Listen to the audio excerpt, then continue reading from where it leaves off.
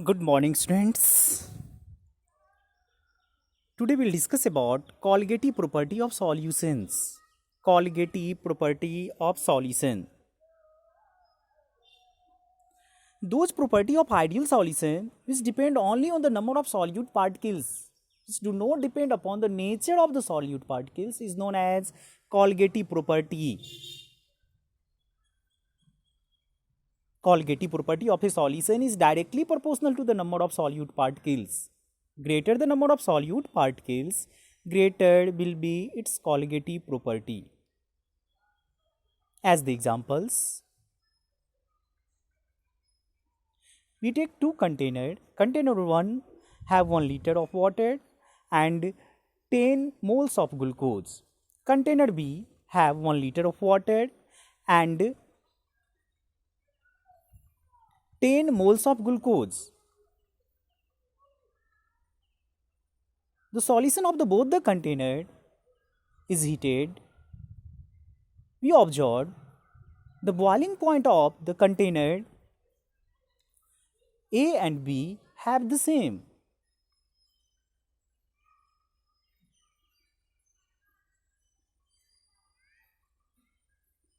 Because the colligative property of the solution is directly proportional to number of solute particles. In both the solution have the same number of solute molecules. Both the container have 10 moles of glucose and sugar. The moles of solute particles in both the solutions are same. Hence, they have same colligative property like osmotic pressure, elevation in boiling point, diffusion in freezing point, and relative loading of vapor pressure. We repeat again. Colligative property is that property of the solution which depend upon the number of solute particles, which do not depend upon the nature of the solute particles, is known as colligative property of the solutions.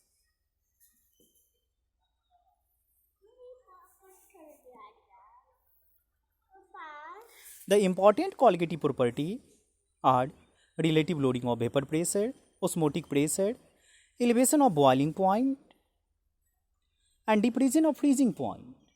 The important colligative properties are relative loading of vapor pressure, osmotic pressure, elevation of boiling point, and diffusion in freezing point.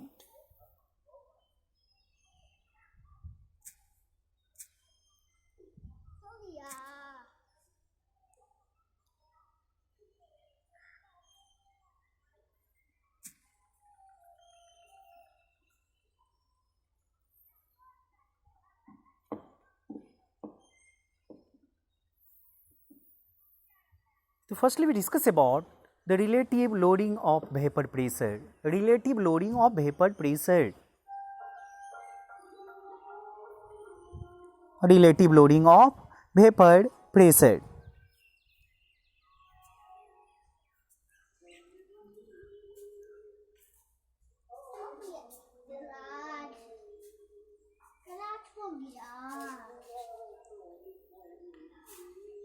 Relative loading of vapor pressure. It is the ratio of loading of vapor pressure and the vapor pressure of solvent. Loading of vapor pressure. Loading of vapor pressure. The vapor pressure of solvent is greater than the vapor pressure of solution. The vapor pressure of solvent is greater than the vapor pressure of solutions. The difference between the vapor pressure of solvent and the vapor pressure of solution is known as loading of vapor pressure. That is, loading of vapor pressure is equal to P naught minus Ps. Here P naught vapor pressure of solvent, Ps vapor pressure of solution. Vapor pressure of solvent is greater than the vapor pressure of solution. And the difference between vapor pressure of solvent and the vapor pressure of solution is known as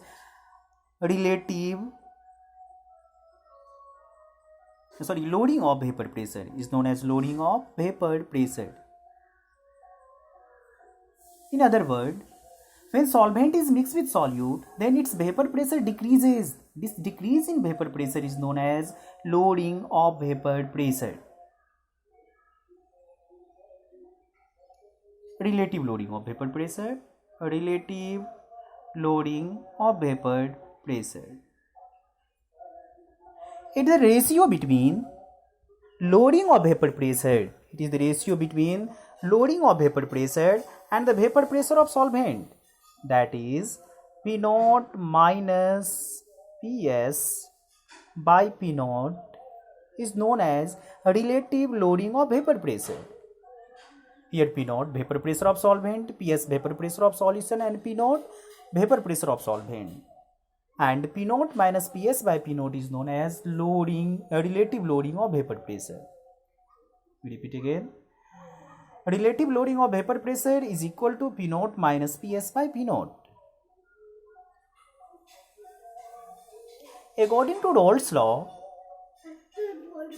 relative loading of vapor pressure is equal to the vapor pressure of relative loading of vapor pressure is equal to the mole fraction of solute. We repeat again.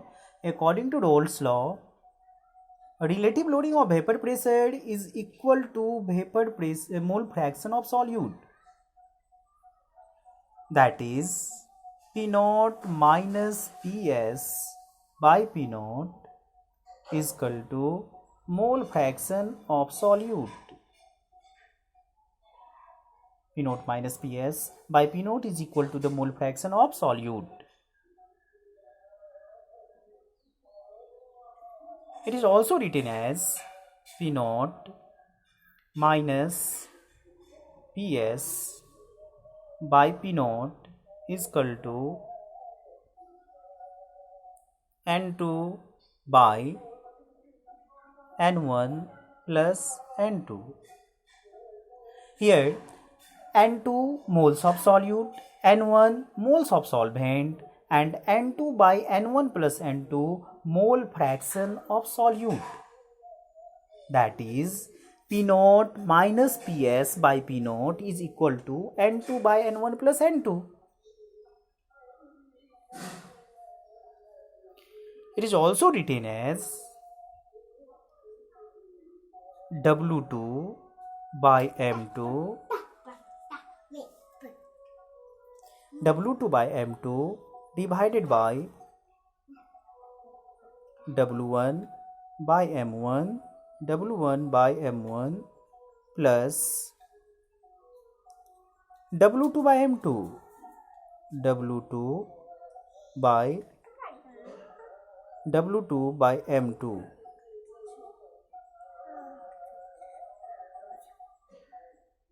W2 by M2.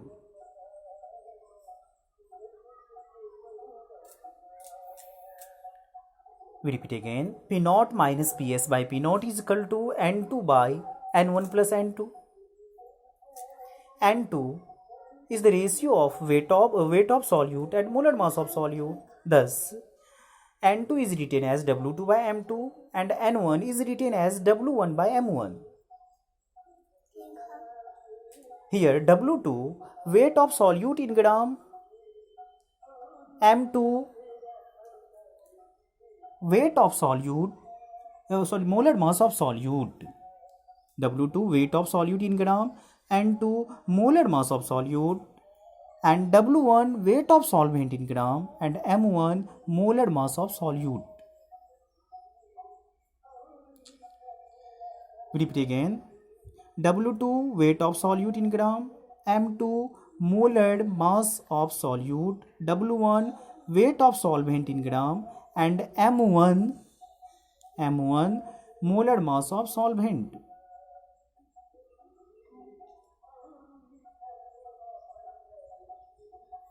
For very dilute solutions, formula becomes P naught minus Ps by P naught is equal to W2 by M2 divided by W1 by M1.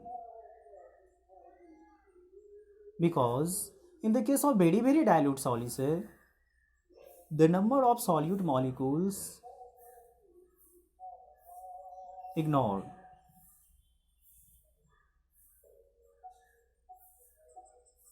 And the formula P naught minus Ps by P naught W2 by M2 divided by W1 by M1. It is only applicable for the very dilute solution. Very dilute solution are those in which solute will be 5% or less than 5%. That solution in which solute is 5% or less than 5%. Such solution is known as very dilute solution, and this formula is only applicable for the very dilute solution only.